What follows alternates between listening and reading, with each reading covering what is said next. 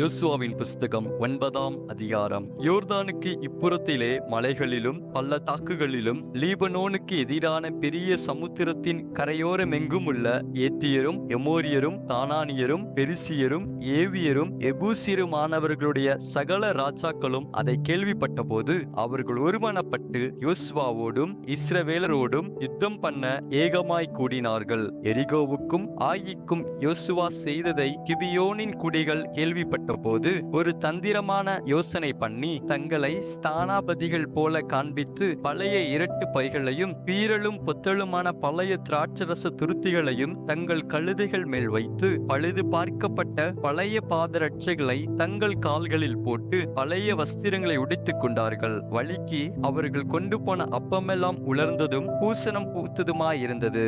அவர்கள் கில்காலில் இருக்கிற பாளையத்துக்கு யோசுவாவின் இடத்தில் போய் அவனையும் இஸ்ரவேல் மனுஷரையும் நோக்கி, நாங்கள் தூர தேசத்திலிருந்து வந்தவர்கள், எங்களோட உடன்படிக்கை பண்ணுங்கள் என்றார்கள். அப்பொழுது இஸ்ரவேல் மனுஷர் அந்த ஏவியரை நோக்கி, நீங்கள் எங்கள் நடுவிலே கூடியிருக்கிறவர்களாக்கும், நாங்கள் எப்படி உங்களோட உடன்படிக்கை பண்ணலாம் என்றார்கள். அவர்கள் யோசுவாவை நோக்கி, நாங்கள் உமக்கு அடிமைகள் என்றார்கள். அதற்கு யோசுவா, நீங்கள் யார், எங்கே இருந்து வந்தீர்கள் என்று கேட்டான். அதற்கு அவர்கள், உம்முடைய தேவனாகிய கர்த்தருடைய நாமத்தின் பிரஸ்தாபத்தை கேட்டு உமது அடியாராகிய நாங்கள் வெகு தூர தேசத்திலிருந்து வந்தோம். அவருடைய கீர்த்தியையும் அவர் எகிப்திலே செய்த யாவையும் அவர் எஸ்போனின் ராஜாவாகிய சீகோனும் அஸ்தரோத்தில் இருந்த பாசானின் ராஜாவாகிய ஓகும் என்கிற யோர்தானுக்கு அப்புறத்தில் இருந்த எமோரியரின் 2 ராஜாக்களுக்கும் செய்த யாவையும் கேள்விப்பட்டோம். ஆகையால் எங்கள் மூப்பரும் எங்கள் தேசத்து குடிகள் எல்லாரும் எங்களை நோக்கி, உங்கள் கைகளில் வலிக்கு ஆகாரம் எடுத்துக்கொண்டு அவர்களுக்கு எதிர்கொண்டு போய் அவர்களிடத்தில், நாங்கள் உங்கள் அடியார், எங்களோட உடன்படிக்கை பண்ண வேண்டும் என்று சொல்ல சொன்னார்கள். உங்களிடத்தில் வர நாங்கள் புறப்படுகிற அன்றே எங்கள் வழி பிரயாணத்துக்கு இந்த அப்பத்தை சுட சுட எங்கள் வீட்டிலிருந்து எடுத்துக்கொண்டு வந்தோம். இப்பொழுது இதோ உலர்ந்து பூசணம் பூத்திருக்கிறது.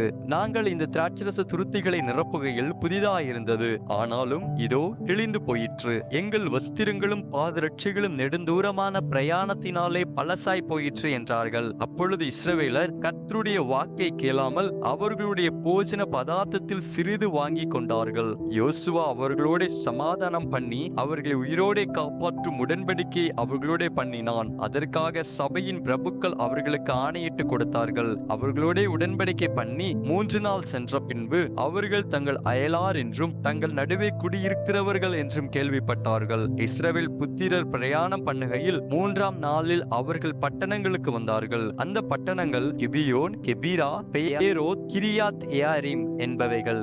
சபையின் பிரபுக்கள் அவர்களுக்கு இஸ்ரவேலின் தேவனாகிய கர்த்தர் பேரில் ஆணையிட்டிருந்தபடியினால் இஸ்ரவேல் புத்திரர் அவர்களை சங்காரம் பண்ணவில்லை. ஆனாலும் சபையார் எல்லாரும் பிரபுக்கள் மேல் முறுமுறுத்தார்கள். அப்பொழுது சகல பிரபுக்களும் சபையார் யாவரையும் நோக்கி, நாங்கள் இஸ்ரவேலின் தேவனாகிய கர்த்தர் பேரில் அவர்களுக்கு ஆணையிட்டு கொடுத்தோம். ஆதலால் அவர்களை நாம் தொடக்கூடாது. கடுங்கோபம் நம்மேல் வராதபடிக்கு நாம் அவர்களுக்கு இட்ட ஆணையின் நிமித்தம் நாம் அவர்களை உயிரோடே வைத்து அவர்களுக்கு ஒன்று செய்வோம். பிரபுக்களாகிய நாங்கள் அவர்களுக்கு சொன்னபடி அவர்கள் உயிரோடு இருந்து சபையார் எல்லாருக்கும் விறகு வெட்டுகிறவர்களாகவும் தண்ணீர் எடுக்கிறவர்களாகவும் இருக்க கடவர்கள் என்று பிரபுக்கள் அவர்களோட சொன்னார்கள். பின்பு யோசுவா அவர்களை அழைப்பித்து, நீங்கள் எங்கள் நடுவே குடியிருக்கும் போது நாங்கள் உங்களுக்கு வெகு தூரமாய் இருக்கிறவர்கள் என்று சொல்லி எங்களை வஞ்சித்தது என்ன?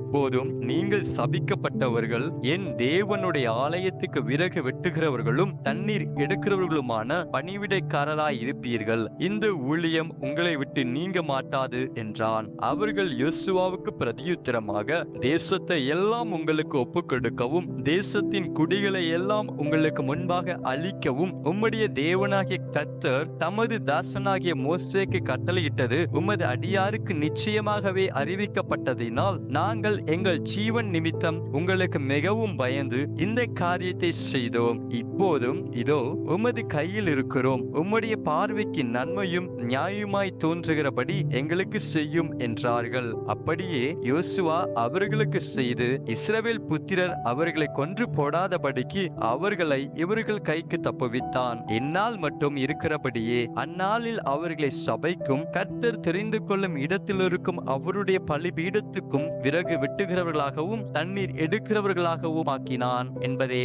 ஆமென்.